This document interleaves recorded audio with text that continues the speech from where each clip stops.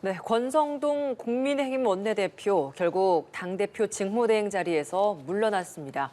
최고위원들의 줄사퇴 속에 비대위 체제 전환에 속도가 날 수 있을지 주목됩니다. 한편 대통령 지지율이 20%대로 떨어진 가운데 윤석열 대통령 오늘부터 5일간 여름 휴가를 떠납니다. 정치권 이슈.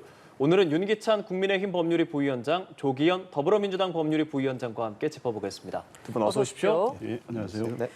네, 오늘은 각 당의 상황들 굉장히 바쁜 상황인 만큼 좀 짚어보도록 하겠습니다. 미소를 좀 띠고 지금 씁쓸한 표정을 짓고 계신데 국민의힘 결국에는 권성동 직무대행조차도 사퇴 의사를 밝히면서 비대위 체제로 빠르게 전환되고 있는 모습인 것 같습니다. 일단은 권대행이 이렇게 직무대행직을 내려놓은 데에 대해서 그 전에는 사실 이 비대위 체제로 전환되는 것 자체가 전례가 없는 일이다라고 했던 상황에서 주말 사이에 입장이 바뀐 데 있어서 어떤 요인이 가장 크게 작용했다고 보십니까? 저는 수습될 수 없다고 아마 상황에 대한 판단이 좀 바뀌지 않았나 싶기도 하고요. 왜냐하면 내려놓지 않으면 수습될 수 없다. 그렇죠. 그러니까 예. 비상 상황인 것은 그 인식이 비상 상황이라는 것은 다 같은 거고 그 비상 상황을 타개할 수 있는 방법이 현 지도부가 노력해서 타개하는 방법이 있고 현 지도부가 그럴 수 없다면 이제 비상대책위원회가 출범을 해야 되겠죠. 그 두 가지 방안은 맞아요. 그러니까 현 시국에 대한 판단이 비상하다라는 것에 대해서는 아마도 이견이 없는 것 같아요. 그런데 그 방법상 차이가 비대위 체제로 가느냐 아니면 현 지도부의 노력으로 가느냐의 차이인데 이미 이제 몇몇 최고위원이 사퇴 의사를 밝혔기 때문에 예. 그러면 현 지도부 체제로 가기는 어렵다. 그렇다면 남은 것은 비대위 체제거든요. 예. 그렇기 때문에 아마 비대위 체제로 의사가 바뀐 걸로 보이고 그렇다면 그 요건이 되느냐 안 되느냐에 대한 갑론을박은 사실은 당내 문제로 보이고 예. 이제 절차를 밟아야 되는데 뭐 최고위에서 의결을 거쳐서 의원총회 의결, 그다음에 전국위원회 의결 뭐 이 정도의 절차를 진행하지 않을까 뭐 예상입니다. 이 결정을 한 데 있어서 윤심이 작용한 것이냐. 일부 언론에서는 정무수석이 그 최고위원 2명의 이 결정에 영향을 줬다 이런 보도도 나오지 않았습니까? 그 보도에 대해서는 어떤 의견이십니까? 글쎄요, 뭐 그것이 사실로 대통령실에서 확인을 아직 해준 상황이 아니기 때문에 뭐 사실이든 아니든 간에 저희 당원 당규 당헌에 보면 예. 당은 대통령의 국정 운영을 뒷받침하고 국민에게 공동 책임을 진다라는 조항이 아예 있어요. 그러니까 대통령 지지율이 낮아지는 것에 대해서도 당도 책임 있는 것이고 또 당의 지지율이 낮아지는 것에 대해서도 대통령의 책임이 있는 겁니다. 이게 뭐 지시하고 서로 의사 연락하고 이런 관계가 아니고 아예 정책적으로 연대를 하는 것이고 국정 운영의 당원 당규상에 이렇게 명백한 규정이 있기 때문에 이것은 문제의식을 공유할 수는 있습니다. 이거 어떻게 타개할 것인가에 대해서 공유하는 것 자체가 당정 간에 할 수 없는 교류다. 뭐 이렇게 보는 시각은 좀 맞지 않는 것이고요. 당원 위반이 아닙니다. 다만 이제 예를 들어서 당은 이렇게 가려고 하는데 대통령실이 다른 방법을 요구했다 그러면 그것은 조금 당의 자율성의 침해로 보일 수 있지만 예. 현재 당에서도 전반적인 당원들의 의식이 누구 책임인지를 떠나서 위기감이 있는 것은 분명한 것이죠. 어쨌든 당 지지율과 대통령 지지율이 동반 하락하고 있기 때문에 상승할 수 있는 지금 기조가 안 보인다는 것이죠. 그러면 어떤 비상한 노력을 해야 되는 것이고 그럼에도 불구하고 당내 일부 서로 다른 예컨대 뭐 이해관계 때문에 그 비상한 노력을 저지한다. 오히려 거꾸로. 그렇다 그러면 그것이 이기주의를 비출 여지가 없잖아 있는 것이죠. 따라서 저는 이것이 대통령실의 노력으로 당의 비상한 노력이 진행되는 것이 아니고 네. 공동 위기의식 하에서 각자 노력이 진행되고 있다. 이렇게 보는 것이 아마 합당한 것으로 보여요. 알겠습니다. 어떻습니까? 권대행이 이렇게 결국에는 직을 내려놓은 상황이 됐는데 일각에서는 원내대표직까지 내려놔야 되는 게 아니냐 이런 지적도 하거든요. 민주당 입장에서는 지금 상황 어떻게 바라보고 계십니까? 예견된 수준이었는데 권성동 체제가 몇 가지 실수도 있었고 좀 문제가 발생되면서 시간표가 좀 빨라진 것뿐이다 이렇게 보고 있습니다. 왜냐하면 이준석 대표의 그 당대표 복귀는 당초부터 대통령이나 소위 말하는 윤핵관의 시나리오에는 없었다고 보는 게 맞을 것 같고요.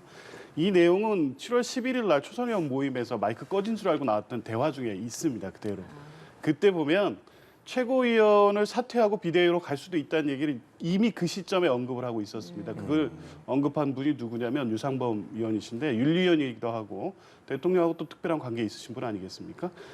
6개월 당원 자격 정지를 내린 시점에 이미 비대위나 최고위원 사퇴 언급이 있었다는 것은 2차 추가 징계 그리고 이준석 대표의 당 대표 복귀직을 어떻게든 막기 위한 시나리오가 다 준비돼 있었는데 그게 권성동 대표가 뭐 구급 공무원 뭐 인사파동 문제에 대한 부적절한 언급이나 최근에 텔레그램 문자 메시지 등 해서 리더십이 급속히 붕괴되면서 그 시나리오가 빨라졌을 뿐이지 결국에 비대위 또 그 이후에 조기 전당대회는 대통령과 뭐 대통령 측근에는 이미 갖고 있었던 시나리오로 보는 게 맞을 것 같습니다. 그러면 보시기에는 당의 지금 비상한 상황을 수습하기 위한 이런 움직임이 권대행의 어떤 실수나 문자 메시지 노출이나 이전에 뭐 발언으로 인해서 뭐 확연된 것이 아니라 오히려 그 이전부터 이준석 대표에 대한 당 복귀를 막기 위한 차원의 시나리오다 이렇게 보신다는 겁니까? 그렇습니다. 그게 이제 일단의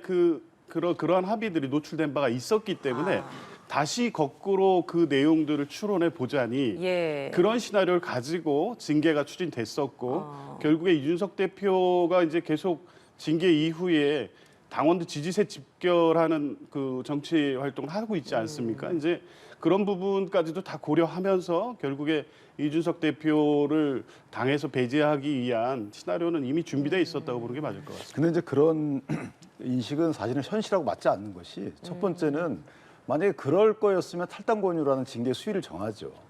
예컨대 지금 민주당이나 일각에서 말씀하시는 부분이 윤리위를 통해서 징계를 유도했고 오히려 윤리를 소위 말하면 장악해서 징계를 내렸고 그다음에 이준석 당대표를 못 돌아오게 하기 위해서 이런 비상대책위원회 전환을 추진한다. 애당초 계획적이다.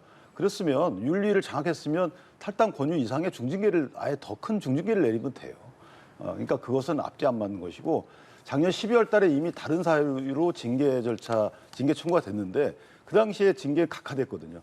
그럼 지금 이런 시나리오대로라면 그 당시 징계를 각할 이유가 없는 것이고 새로운 징계 사유로 이제 4월 달에 청구가 됐기 때문에 징계를 불가피하게 열은 것이고요. 또 하나 이준석 당대표에 대한 아쉬움이 있어요. 예컨대 지금 정치 제 세력 입장에서 보면 이준석 당대표가 내년 6월까지 당대표 수용하는 것을 저지함으로써 얻을 정치적 이익이 전혀 없어요. 왜냐하면 그때 이후에 이제 선출되는 당대표가 어차피 공천권을 갖고 있기 때문에 굳이 이준석 당대표를 이렇게 말씀하신 대로 그런 시나리오를 짜서 끌어내려서 얻을 정치적 이익이 전혀 없다는 거죠. 혼란스럽게 말하지.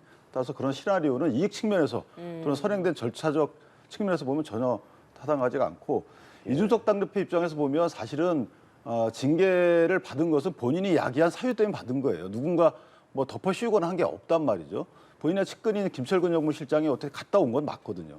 갔다 각서를 써준 것도 맞고 그것에 대한 이제 이준석 당대표의 관여 여부는 아직 밝혀지지 않고 있지만 어쨌든 본인의 측근의 행동에 대해서는 유감이라고 밝혔어야 되는 것이 맞는 것이고 또 하나는 그 이후에 징계 처분을 받은 이후에 당을 위해서 행보했다고 보는 사람이 그렇게 많지는 않은 것 같아요.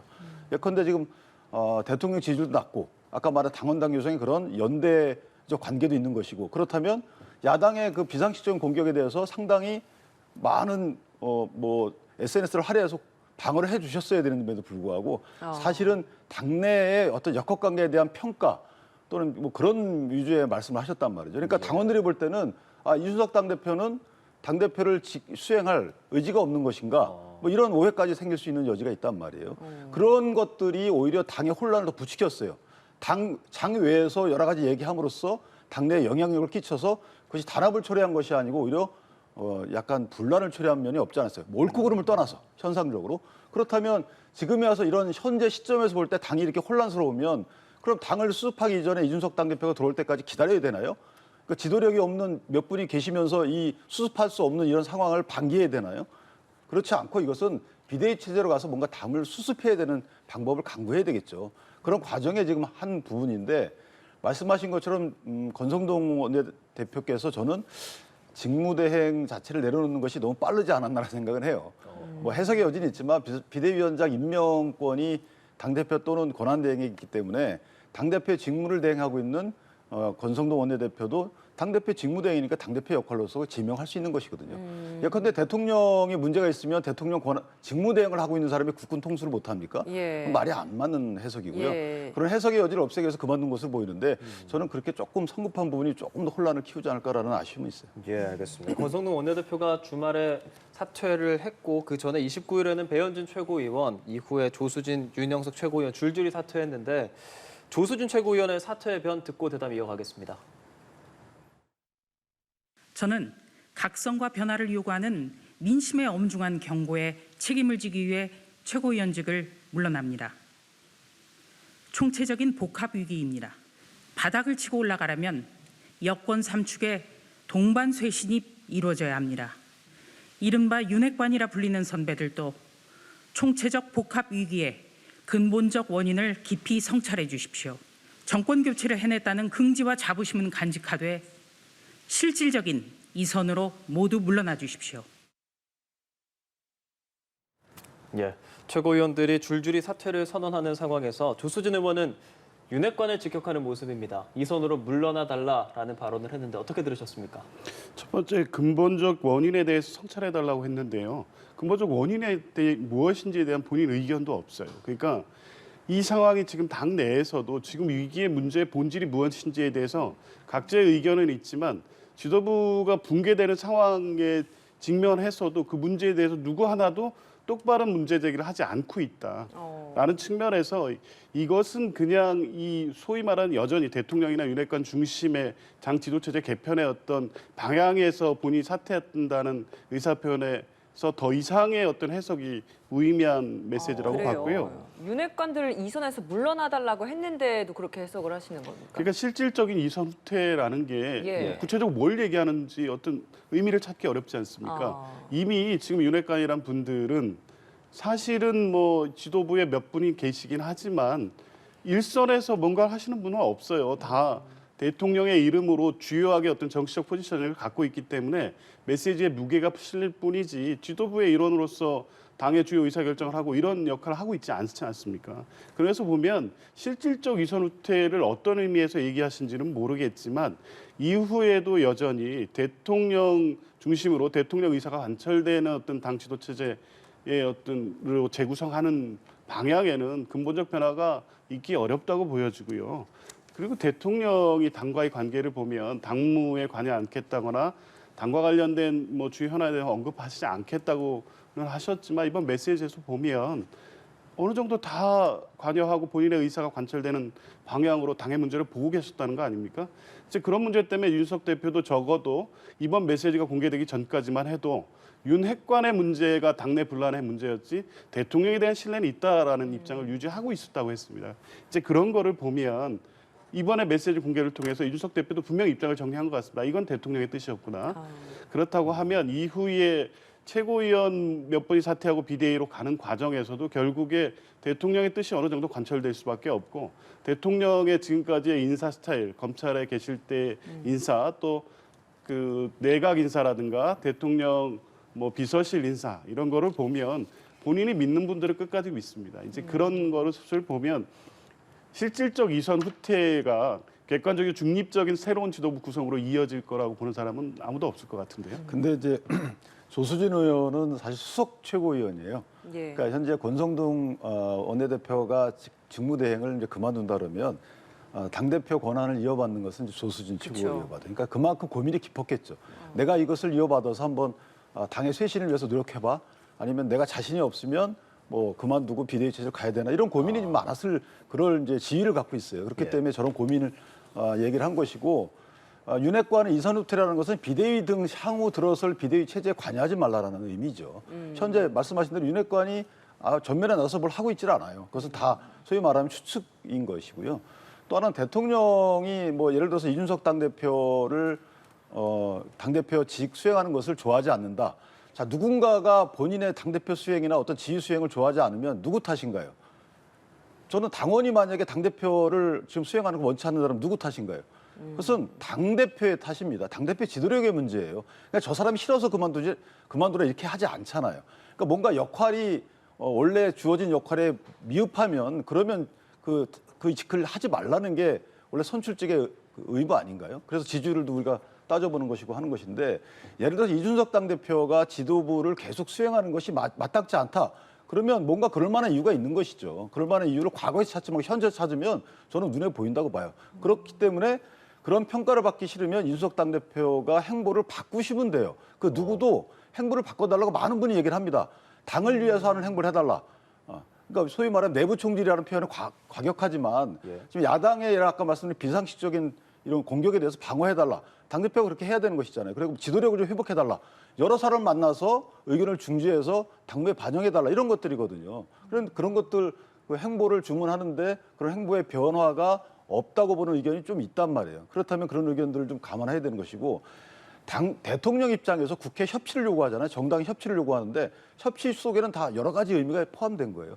아니 여당이 대통령 국정 운영에 협조를 안 하게 되면 그 여당이 아니잖아요. 대통령이 잘못하는 부분을 여당이 비판하는 거하고 예. 대통령의 국정 운영에 협조하는 기조를 갖는 거하고 다른 겁니다. 특정 사안에 대해서 예를 들어서 뭐 만 5세에 뭐 이런 교육부 장관의 방침에 대해서 여당이 반대한다. 그럴 수 있어요.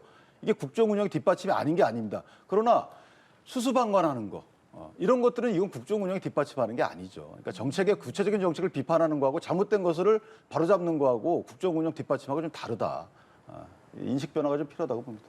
예. 국민의힘 이제 당원 당규 규정상 실질적으로 비대위가 지금 전환이 되려면 당대표 거리 또는 최고위원회 기능 상실 이렇게 두 가지 조건이 있는데 일단 거리 같은 경우는 현재 사고로 보고 있는 거고 이렇게 화면에 나가는 것처럼 사퇴 3명, 사퇴 검토 그리고 정미경과 김용태 최고위원은 사퇴 불가 입장을 밝히고 있는 상황에서 기능 상실을 어떻게 볼 것이냐. 최고위원회 도대체 몇 명이 사퇴해야 이게 기능이 상실된 것이고 뭐 그 다음에 위원장 지정은 또 그 권한은 누구한테 있냐 등등 지금 국민의힘 입장에서도 당장 해결해야 하는 그러니까 논의해야 하는 문제가 좀 많아 보이거든요. 그러니까 이게 정상적으로 예를 들면 선거에 패배한 여당이 비대위 체제로 개편하거나 이럴 때에는 절차 문제를 이게 당의 공통의 운명이기 때문에 꼼꼼히 따지면서 이제 가는데 지금은 어느 정도 일정 방향의 해석이 나와 있다고 봅니다. 기능 상실로 보겠죠. 실질적으로 지금 과반수 이상이 사퇴한 최고위가 정상적 기능을 할 것이라고 볼 수 없고 그렇게 해석되기는 어려울 것 같고요. 그러면 이제 비대위원장 임명에 대한 권한도 국민의힘 당원에 보면 권한 대항으로 돼 있는 게 분명합니다. 직무 대행인 권성동 대표가 임명할 수는 없어요. 그러면 결국에 대부분의 권한 당원 단계의 해석권을 갖고 있는 전국위원회에서 할 것 같은데 지금 전국위원회 의장인 서병수 위원의 입장은 뭐냐면 거리된 최고위원을 전국위원회 선출해야겠다 그런 겁니다. 당원에 보면 최고위원 선출권이 전국위원회에 있어요. 그러니까 지금 사퇴한 최고위원에 대해서 전국위원회에서 선출할 수 있도록 돼 있더라고요. 아, 그럼 비대위 체제를 안 가고 예, 예. 최고위를 다시 선출을 해서 정상화시키겠다. 예, 그럼 지금 서병수 의장 말씀대로라고 예. 하면 비대위 체제에 가서는 안 된다는 입장을 갖고 계신 것으로 오늘 보도가 됐고 네. 전국위원회에서 거리된 최고위원을 선출할 수 있는 권한이 당원상 명기돼 있다고 하면 그렇게 대립될 수밖에 없는 상황이 됐습니다. 그럼에도 불구하고 비대위를 뭐 강행한다, 밀어붙인다라고 했을 경우에는 결국에 이제 법적 다툼이 발생하겠죠. 이정수 대표 측하고 네. 효력정지 가처분이나 등등 해서 야당의 입장에서 지켜볼 수밖에 없겠습니다만 지금과의 갈등과 혼란이 계속될 수밖에 없는 거다. 그런 상황이고 당원 당규 해석 문제부터 양측 간에 충돌할 수밖에 없는 상황이다. 이렇게 보여집니다. 근데 이제 이 선택의 문제인데요. 어쨌든 지금 역대 이런 위기 상황에 오면 다 단합을 했어요. 특히 지도부 간의 의견 취합 과정에서 여러 가지 다른 의견이 나와도 다수의 의견이 나오면 거기에 다 승복하는 모습을 보여줬거든요. 근데 지금은 이상하게 그렇지 않다는 거죠. 이 원인이 뭘까요? 저는 뭐 제가 말씀을 안 드리겠습니다만은 이 원인이 어디에 있는지는 한번 되새겨볼 필요가 있어요. 이게 당을 위한 원인 제공인지 아니면 개인의 정치적인 행보를 위한 원인 제공인지 뭐 굳이 구태여 제가 얘기 안 드려도 알 것 같은데. 또 하나는 당원 당규의 최종 해석기능은 상임정국위에 있습니다. 상임정국위원회 의장도 서병수 의장이 맡아요. 그러나 전국위원회의 안건은 의원총회에서 부의하는 겁니다. 그래서 어떤 안건을 부의할지는 서병수 의장이 정하는 것이 아니에요. 그리고 서병수 의장이 만약에 회의를 열지 않는다 하더라도 3분의 1 이상이 요구하면 회의를 열게끔 되어 있기 때문에 서병수 의장의 말씀이 그대로 관철될 상황은 요건상 아니다라는 것이고 거듭 말씀드리지만 당대표 또는 권한대행이라고 해서 당대표 범위에 직무대행을 넣지 않는 것은 저는 상당히 좀 축소적인 해석이라고 보고 그렇게 따지면 모든 헌법상에서 직무대행이 할 수 있는 대통령의 역할 하나도 없어요. 그러니까 이게 해석은 저는 그렇게 하는 해석은 난생 처음 봤고 그럼에도 불구하고 아마 여러 가지 다툼의 여지가 있기 때문에 그 부분도 상임위에서 해석을 하든가 또는 아예 그래서 권성동 원내대표가 직대를 내려놓은 것 같아요. 직무대행으로서 비대위 체제를 비대위원장을 지명하지 않겠다. 그럼 어디서 하냐? 말씀드린 대로 이제 최고의 의결을 거쳐서 의원총회 의결을 거치고 의원총회에서 상임정국이 또 전국에 가서 하면 그 누구도 뭐라고 할 수가 없죠. 이런 이제 여러 가지 절차를 다 거치는 것이 하고 있을 법적 쟁송에 대비하는 방법일 수도 있는 것이고 저는 다만 이런 지도부 구성과 관련돼서 나중에 법적 쟁송을 할 사람은 없다고 봅니다. 최소한. 왜냐하면 이런 위기 상황에서 지도부를 구성해서 새롭게 가려고 하는데 법적 쟁송을 한다. 글쎄요. 저는 뭐 그럴 만한 사람이 있을지는 의문입니다. 법적인 쟁송이라고 말씀하시는 건 뭐 가처분 신청 이 부분을 그렇죠. 말씀을 네, 하시는 겁니까? 네. 그러니까 이준석 대표도 사실 이전에 윤리위 징계가 내려졌을 때도 가처분 신청을 하지 않을까 이런 뭐 법적인 논란까지 가지 않을까 했는데 지금 물밑으로 가라앉았는데 이번 이 사안 같은 경우에는 지금 말씀하시는 것처럼 절차적인 해석이나 문제를 제기할 수 있는 요소들이 많아서 그 가능성이 거론이 되고 있는 것 같거든요. 저는 오히려 이제 징계는 그 이준석 당 대표의 징계지만 사실 이준석 개인에 대한 징계거든요. 그러니까 개인에 대한 징계이기 때문에 이 부분은 개인이 쟁송할 수가 있어요. 명분도 있고. 그런데 당의 위기 상황에서 당의 지도부들이 여러 가지 선택을 해서 당의 최고 구성들, 최고위 9명, 그다음에 뭐 상임정국이 뭐 100명, 전국이 1000명, 전당대회 10,000명 이렇게 구성되는 이런 절차들을 거쳐서 확정된 것을 문제가 있다라고 글쎄요. 쟁송을 한다. 법원이 개입할 여지도 없고 절차만 잘 갖춰놓는다 그러면 또는 쟁송하는 것 자체가 저는 당원들 입장에서 보면은 글쎄 당의 위기 탈피 또는 위기를 타개하는 것을 원치 않나라는 정치적으로 다 부정적 평가를 받을 수 있다. 뭐 이렇게 생각합니다. 예. 근데 어쨌든 이 모든 상황들이 뭐 지지율도 하락하고 있고 당대표 윤리위 징계도 있고 이것을 그냥 이게 자체로 비상 상황이라고 규정을 하고 비대위로 가도 되지 않느냐 이런 입장도 있는데요. 제가 잘못 들었습니다. 예, 이제 아무래도 이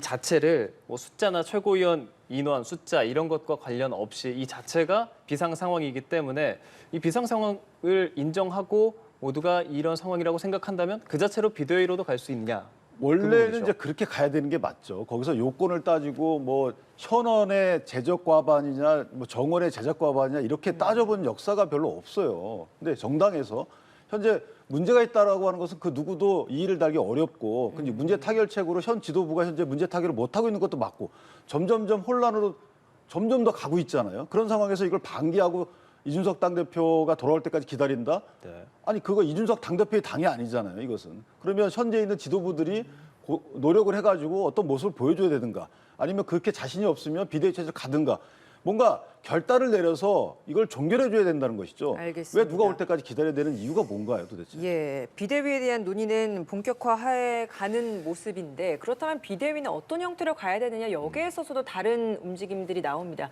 혁신형으로 가야 되느냐 관리형으로 가야 하느냐 어떤 의견이십니까? 글쎄요, 뭐 제가 어떤 의견을 갖기는 어려운 문제긴 한데 제가 볼 때는 뭐 원래 현 지도부의 임기를 채우는 장기간의 어떤 비상지도체제로 가기는 어려울 것 같아 보입니다. 한시적으로 2, 3개월 그 한시적 비대위로 가지 않을까 보입니다. 전당대회를 꾸리기 위한 관리형으로 가야 될 예, 것이다. 그렇습니다. 예. 왜냐하면 뭐 지금 장기적 혁신형 비대위라고 하면 실제 막강한 권한을 가진 이 비상대책위원장을 선임을 해야 되는데 외부 충원도 여의치 않을 것이고 지금 어쨌든 향후에 이준석 대표 측과 친윤 간의 대립이 강화되면 강화됐지 이게 점차적으로 안정화될 가능성이 없어 보이는 상황입니다. 예. 좀 전에도 말씀하셨지만 법적 다툼 가겠죠. 이준석 대표가 징계를 받았을 때는 6개월 후에 복귀 가능성을 염두에 둔 행보가 있었기 때문에 선택지가 몇 가지 있었다고 보고 그때는 뭐 혈육정지 가처분 등의 조치를 취하지는 않았습니다. 근데 이제 더 이상 퇴로가 없습니다. 완전히 당에서 배제하겠다는 입장, 대통령의 뜻이 분명히 확인된 이상 법적 다툼을 갈 수밖에 없고 그렇다고 해서 뭐 제3지대를 형성하거나 정계 개편을 염두할 시점도 아닙니다. 왜냐하면 선거가 많이 남았기 때문에 예. 이제 이런 상황을 고려하면 임시 지도부로서 조기 전대회를 관리하는 비대위를 구성할 수밖에 없지 않을까 이렇게 보여집니다. 알겠습니다. 자, 국민의힘 상황은 여기까지 짚어보겠습니다. 아직까지 다양한 의견들이 충돌하고 있는 와중이기 때문에 이 이야기는 차차 또 여러 번 다뤄질 것 같습니다. 자, 윤석열 대통령이 이런 상황에서 오늘부터 5일간 여름 휴가를 가지 않습니까? 국민들과 만나는 일정을 휴가 기간 동안 잡으려고 하다가 대통령 지지율이 20%대로 하락하면서 이게 역효과 우려가 있다라고 하면서 이마저도 취소하고 조용한 휴가를 보낸다고 합니다.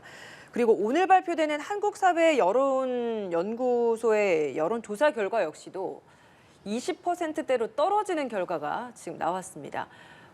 보시는 화면처럼 긍정이 28.9%, 부정이 68.5%라는 여론조사 결과가 나왔습니다. 전주에 비해서 이 부정 평가에 대한 상승폭이 큰 게 계층을 보면 20대 그리고 인천, 경기, 블루칼라 학생 이쪽 면에서 굉장히 많이 상승폭이 늘어났다라는 걸 확인할 수 있는데, 자, 이 여론조사 결과 한국갤럽 지난주에 이어서 오늘 발표되는 이 KSOI 조사마저도 20%대로 떨어지는 상황인데 어떻게 해석하고 계십니까? 그러니까 갤럽의 여론조사 방식이 이제 면접 방식이잖아요. 전화원들이 전화 걸어서 물어보고 주관식 방식이기 때문에 그때 처음 나온 것이 이제 당내 이런 분란 문제가 처음 나왔고요. 예. 그래서 이게 예상됐던 지지율입니다. 이제 30% 밑으로 떨어진다는 것은 사실 심각한 거죠. 특히 저 부분은 이제 지지층에서 이탈한다는 게 본격화됐다는 것이기 때문에 지지층 이탈은 이제 정책적인 측면에서 이탈이 아니고 현재 대통령의 몸 같은 불안한 모습, 그다음에 당이 협력하지 않는 또 내분 모습, 지지층 이런 데 민감한 것이거든요. 정서적인 측면과 당 내분 문제가 해결되지 않고 있다. 따라서 저는 30% 초반대로 올라가는 것은 아마 비대위 체제로 전환이 되면 그 부분은 회복이 될 것 같아요. 당내 분란이 마무리가 되게 되면 당분간 뭐 지지층끼리의 다소간의 좀 싸움은 있겠지만 어느 정도 30% 초반까지는 올라가겠는데 그 다음은 이제 사실은 정책으로 승부를 걸어야 되는 것이죠. 왜냐하면 예. 지금은 정서적인 국민 감정상 일단 그냥 기분 나쁘다, 뭐 싫다 이런 개념이거든요. 그런데 정책 대결로 가게 되면 이제 민주당이 정책에 반대하고 찬성하고 이런 식으로 정책에 대한 국민적 지지도가 나뉘기 때문에 저는 정책이 부각될수록 지지층은 분명히 지지율을 회복할 것이다 이런 생각이 들어서 정책적인 측면에 좀 신경을 쓰는 부분, 그럼 물론 이제 대통령의 국민에 대한 태도 부분도 고칠 필요가 있죠. 그 부분은 보완해야 되는 부분이고 예. 그렇다면 어느 정도 지지율 회복은 좀 완만하게 올라가지 않을까라는 생각을 하고 휴가 있습니다. 기간 동안 인적 쇄신 관련된 것도 고민을 해봐야 한다. 이런 내각 개편이나 이런 움직임에 대한 필요성도 얘기를 하는데 거기에서는 그럼 동의를 하지 않으시는 의견이십니까? 인적 개편이 만능은 아닌 것 같아요. 예를 들어 인적 개편은 신호탄이 될 수는 있습니다. 나 이렇게 하겠다라는 시그널이 될 수는 있는데 그 인적 개편을 할 때는 어떤 분을 뺄 때 그 어떤 분의 어떤 측면인지를 파악하고 빼야 되겠죠. 예. 그럼 어떤 분을 넣을지까지 나와야 된다고 봅니다. 그래야지만 그게 정책적 변경이나 추진으로 연결되는 것이고 국민한테 주는 메시지가 거기에 들어있는 거라서 무조건 이제 인적 개편을 하는 시기는 지금 아니다. 개인적으로 그렇게 생각하고 있습니다. 왜냐하면 알겠습니다. 제가 말씀드린 대로 아직 정책이 본격화되고 있지 않기 때문에 정책으로 인한 지지율 변화의 가능성이 남아있다. 그래서 지금 인적 개편을 강하게 하게 되면요. 앞으로 또 이게 변화가 없을 때 다른 쓸 수단이 별로 없어요. 그래서 예. 조금 신중한 개편이 필요하지 않을까라는 생각을 합니다. 예, 이렇게 지금 20%대까지 지지율이 떨어진 상황에서 이번 주 휴가 대통령실 출입 기자들한테는 국정운영 구상이라고 이렇게 적어서 보냈다고 합니다. 이 지지율을 회복하기 위해서 어떤 국정운영의 구상이 필요할지 어떤 식으로 좀 생각을 바꿔서 와야 한다고 생각하십니까? 지금까지 대통령께 조언하신 분들 주변 얘기 말고요. 다른 분들 얘기를 좀 많이 들으셨으면 좋겠습니다. 그거를 뭐 직접적인 소통이든 아니면 여러 가지 다양한 경로를 통한 자료든 내용이든 비판 어떤 보도든 뭐 이런 것들을 좀 접하셨으면 좋겠습니다. 2개월 동안의 국정운영만 돌아볼 게 아닙니다. 윤석열 대통령 본인이 대통령으로서 준비가 돼 있느냐에 대한 문제의식가 지금 나간 거 아닙니까? 30% 이하 지지율의 PK, TK 핵심 지지층이 붕괴라는 것은 근본적으로 대통령직을 계속 기대하고 볼 수 있겠느냐에 대한 근본적 회의가 발생한 거기 때문에 예. 뭐 여러 가지를 근본적인 부터 봐야 되는데 국정 운영이 몇 가지 지금 발생된 사건에 의해서 이 지지율 추락이 아니다. 능력의 문제, 태도의 문제, 정책의 문제, 그리고 현안에 대응하는 것, 그리고 뭐 핵심적으로 인사 문제, 검찰 중심으로 모든 인사를 해왔던 여러 가지 과정이 있지 않습니까? 이 부분에 대해서 여전히 주변 측근들의 얘기만 듣고 거기에서 몇 가지 해법만을 갖고 오는 휴가라고 하면 이 전국을 푸는 어떤 계기가 되기는 어려울 것 같고요. 아까 뭐 서두에 말씀드린 바와 같이 다양한 얘기, 다양한 비판을 그 의미가 무엇인지를 한 번쯤 숙고하시는 계기가 됐으면 좋겠습니다. 근데 어느 정도 학습 효과는 있으셨을 거예요. 처음에는 사실은 모든 측면에서 인사 문제까지 포함해서 이전 문재인 정부보다 낫다라고 생각을 하셨던 것 같아요. 다 하나 부족한 게 일단 홍보 빼놓고 다 낫다라고 생각하셨을 텐데 국민이 바라는 건 그게 아니었거든요. 예. 그러니까 그런 학습 효과가 좀 반영이 될 거고 애당초 인수위 시절에 레드 팀을 만들겠다라고 해서 쓴소리 팀을 만들겠다라고 예. 했었는데 저는 그것을 좀 구체화시키는 것도 좋은 방법이 아닐까 싶습니다. 예, 알겠습니다. 이번엔 민주당 전당대회 이야기를 해보죠. 지난 주말에 민주당 전당대회 후보들 일제히 지방 순회에 나섰는데 97그룹 간의 단일화 논의도 서로 있었는데 이견이 드러나서 눈길을 끈 부분이 있었습니다. 두 후보의 발언 듣고 오겠습니다. 단순히 반 이재명, 반명 연대가 아니라 미래 연대로 그리고 승리하는 민주당의 길로 만들어 나가기 위해서 단일화가 꼭 필요하다고 생각합니다. 반드시 이뤄내겠습니다.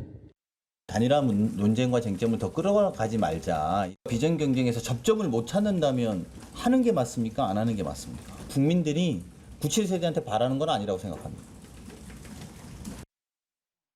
네, 97그룹 단일화, 박용진, 강훈식 두 후보의 말을 들어보면 박용진 후보는 무조건 단일화 이건데 강훈식 후보는 비전에서 접점이 없으면 후보 단일화 안 하는 게 맞다 이런 이야기를 하고 있습니다. 어떻습니까? 어느 쪽 의견에 더 힘을 실으십니까? 두 후보의 일관된 입장이었는데요. 그 97 세대의 단일화든 뭐든 단일화를 하려면 명분이 있어야 되지 않습니까? 지금 강훈식 의원 말하는 대로 이 명분의 핵심은 사실은 반명 연대의 의미만 지금 부각돼 있습니다. 내용과 비전에 대해서 97세대가 추구한 어떤 새로운 정치의 방향, 민주당의 모습에 대한 어떤 합의점이나 내용이 충분히 나와 있고 그걸 가지고 두 후보가 협의를 하고 논의한 과정이 없었습니다. 이제 그런 의미에서 보면 강훈식 후보가 말씀하시는 대로 지금 예비 경선 과정에서 계속 단일화에 대한 입장만 지금 요구받았지 본인이 어떤 대표가 되려는지에 대한 얘기를 하지 못했다고 얘기하시더라고요. 이후에도 마찬가지다. 결국에 비전에 대한 합의나 내용 합의 없이 반명연대 차원의 단일화라든가 이런 것에서는 응할 수 없다는 입장이 분명해 보여서 박용진 의원께서는 미래를 위한 연대 단일화를 얘기는 하시지만 그 내용이 추상적인 한 강훈식 의원이 받기는 어려울 것 같고요. 가능성을 열어놓고 대화는 하고 있지만 실제적으로 두 후보 간 단일화는 쉽지 않아 보입니다. 최종적으로도 안 될 가능성도 있다라고 보십니까? 예, 제가 보기에는 지금 가능성을 열어놓은 것처럼 하고 말씀은 얘기하고 있지만 네. 그 근본에서는 분명한 입장 차이가 있기 때문에 이제 그런 부분을 지금 전당대회 기간 동안 이제 전국 순회를 하면서 이제 여러 가지를 맞춰갈 텐데 강훈식 의원의 핵심 메시지는 뭐냐면 민주당이 수도권 중심으로 돼 있고 지도부가 수도권 중심으로 돼 있다. 이제 그 부분에 있어서 지역 대표성을 갖고 있는 후보로서 지역의 민심을 대변하는 당대표가 되겠다는 메시지를 주로 내고 있습니다. 이제 그렇다면 그게 단일화하고 맞춰지지는 않죠. 전국 순회를 하면서 각 지역에 갖고 있는 요구를 수렴하고 그것을 당에 관철하는 당대표가 되겠다는 메시지를 가지고 전당대회에 임해야 되기 때문에 그거를 상쇄할 단일화 명분을 찾기가 쉽지 않을 것으로 보입니다. 어떻게 보십니까? 단일화 안 될 수도 있다 이런 예측을 하셨는데 동의하십니까? 저는 안 될 것 같아요. 왜냐하면 지금 구도를 보면은 구도나 성향을 보면 구도 자체는 1등과 2, 3등이 합쳐야 1등을 이길 수 있다는 단일화가 논의가 되겠죠. 그런데 지금 2, 3등이 합쳐도 1등을 이길 수 있을까라는 이런 구도이기 때문에 단일화의 메리트가 떨어지는 것이고 강훈식 의원 입장에서 그렇습니다. 그럼 강훈식 의원 성향은 또 반이재명이라 보기 어려워요. 그렇다면 강훈식 의원이 사퇴하게 되면 지금 투어할 때 사실 여러 가지 이 비전 발표 등을 통할 때 이재명 의원 입장에서 보면 강훈식 의원이 있는 게 나아요. 그러니까 성향으로 보면 70년대생으로 보면 2대1이지만 성향으로 보면 또 이재명 지사 강훈식 대 박용진일 수가 있어요. 그래서 저는 개인적으로 단일화를 할 큰 동인이 없다. 오히려 나중에 강훈식 의원이 나중에 사퇴하면 사퇴해도 단일화라는 국면으로 이걸 마무리할 것 같지는 않다라는 강훈식 후보로 단일화될 수도 있는 거 아닙니까? 강훈식 후보로 단일화될 수 없는 구도죠. 왜냐하면 반명 이 측에서 선택한 게 박용진 후보 같아요. 제가 볼 때는 당선 가능성을 염두에 두고 선택을 했는데 그 반명 후보로의 새 집중, 반명 세력의 집중을 강훈식 의원이 막을 수도 있거든요. 역할 자체가. 그렇기 때문에 이 복잡한 함수 관계가 있지만 결론적으로 보면 단일하기 상당히 어려운 구도다. 그렇게 생각합니다. 뭐 이길 확률도 좀 적고 단일화 후보도 본인이 되지 않을 가능성이 높기 때문에 뭐 메시지라도 낸다. 뭐 이런 말씀으로 생각해 보겠습니다. 이 박용진과 강훈식 두 후보가 이재명 의원이 한 발언에 비판 수위를 좀 높였습니다. 바로 저소득, 저학력의 국민의힘 지지자가 많다. 이게 언론 환경 때문이다라는 말인데 이재명 후보는 이 말을 하고 나서 언론에서 계속 대두가 되자 언론이 발언의 앞뒤를 자르고 왜곡해서 공격하는 것이다라고 방어를 하고 있습니다. 이 발언 어떻게 보십니까? 이재명 후보 말씀대로 이 여론조사 자체를 세부적으로 분석해 보면 사실관계에는 부합하죠. 이제 그 내용이 과연 이제 언론의 보도 때문에 계속 문제가 되고 있느냐라고 이렇게 바라보시는 거는 뭐 아직 여러 가지로 볼 때 좀 적절하지 않으신 것 같습니다. 이런 식으로 이제 대립각을 세우는 것이 이제 뭐 본인으로서도 그렇고 당으로서도 그렇고 좀 부담이 될 수도 있어서 이제 그런 측면은 살피실 것으로 보는데 이재명 의원 자체가 뭐 직설적이고 본인 입장을 계속 말씀하시고 그걸 또 논리로 극복해 가시는 뭐 입장이시기 때문에 이후에도 이제 그럴 것으로 보이긴 합니다. 근데 당 내에서의 이 비판은 조금 더 뭐 문제가 있어 보입니다. 왜냐하면 박용진 의원 같은 경우에 이건 누가 봐도 당 내부에서는 아시는 문제잖아요. 이제 실제 당 지지층이 어떻게 형성돼 있는지 또 대선에서 어떤 층이 민주당을 지지했고 어떤 층이 뭐 지지하지 않았는지에 대한 분석도 다 돼 있습니다. 이제 이런 부분을 얘기를 하면서 저소득층 또 중산층의 지지를 받는 정당이 돼야겠다는 게 결국에 궁극적인 메시지였거든요. 그거는 당이 같이 지향하는 바입니다. 그렇다면 그 메시지의 일부 비판하는 외부 뭐나 여당의 입장을 같이 동조해서 이재명 의원을 보호하는 것이 아니라 같이 비판하는 것은 당이 추구하는 지금의 방향이라든가 그리고 실제적인 사실관계 이런 것으로 볼 때는 뭐 좋아 보이지는 않습니다. 근데 저게 상당히 위험한 게요. 저는 선민의식이라고까지는 해석을 안 해요. 근데 문제는 뭐냐면 말씀하신 대로 그러면 전 세대를 또 전 국민을 대상으로 한 전국 정당으로 가겠다. 그럼 이제 상대적 약자분들은 이유가 뭐냐면 언론의 잘못된 보도 탓으로 상대적 약자가 국민의힘을 지지한다는 거 아니겠어요? 그럼 전국 정당을 가기 위해서는 언론을 탄압할 것인가요? 이런 원인 진단이 잘못됐기 때문에 정책도 잘못 나온다는 거죠. 예컨대 원래 문재인 정부에서는 상대적 경제적으로 약하신 분들이 문재인 정부를 많이 지지했어요. 그러다 정책이 실패하니까 지금 지지세가 돌아선 거잖아요. 그럼 그 실패된 정책을 어떻게 고칠 것인가에 대한 이런 이제 정책적 해법이 나와야 되는데 진단이 원인 진단이 잘못되니까 그런 해법이 안 나온다는 거 아니겠어요? 그렇다면 국민들은 더 힘들어지는 것이죠. 예, 이 부분은 언론 자체에 대한 비판이 아니라 이 발언에 대한 언론의 어떤 보도 태도만을 문제 삼은 거지 국정 전반에 대한 언론 보도, 언론 정책을 비판한 건 아니라는 아니요, 그게 아니고 처음에 이재명 의원께서 말씀하실 때 원래 이제 그 좀 사회적 강자분들은 민주당을 지지하고 사회적 약자분들은 국민의힘을 지지하는데 그 이유가 언론 탓이라 그랬어요. 소위 말하는 총알 이론. 그러니까 이 관점 자체가 상당히 아무리 그 유튜브성 발언이라 하더라도 잘못된 거죠. 알겠습니다. 오늘 두 분 말씀 여기까지 듣겠습니다. 윤기찬 국민의힘 법률위 부위원장, 조기현 더불어민주당 법률위 부위원장이었습니다. 고맙습니다. 고맙습니다.